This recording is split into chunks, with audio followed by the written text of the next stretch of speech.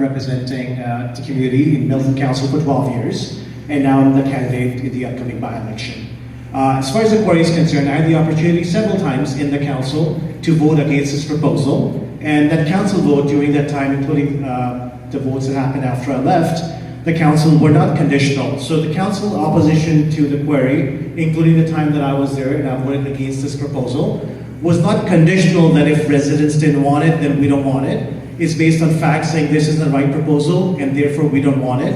And my opposition hasn't changed yet. I still have the exact same position I had then. I ran for mayor 2 years ago. I had the exact same position then and I have the exact same position now.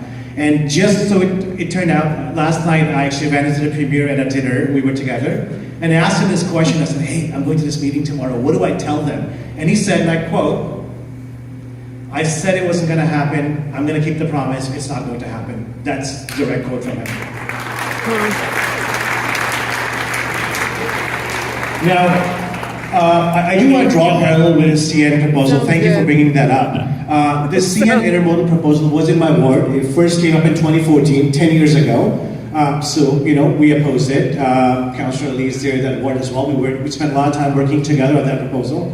We actually thought asking for EA was a good idea. So just like Action Milton, we lobbied for the EA. The government issued an EA. Just like Action Milton, the EA process took forever, years and years and years. 2 different elections went by.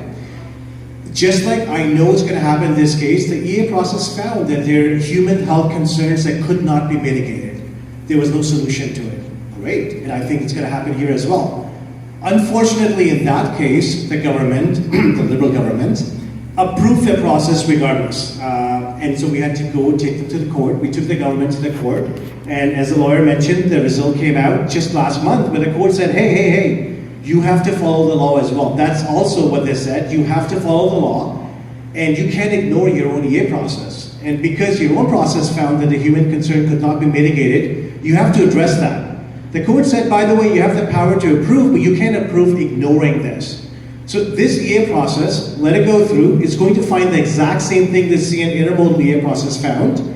Where I was the councilor, I continue to oppose that process, that project today as well.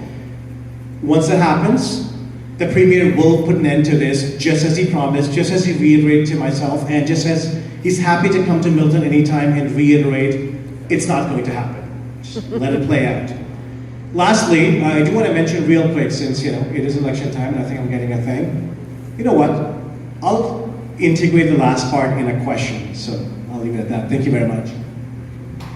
Thank you.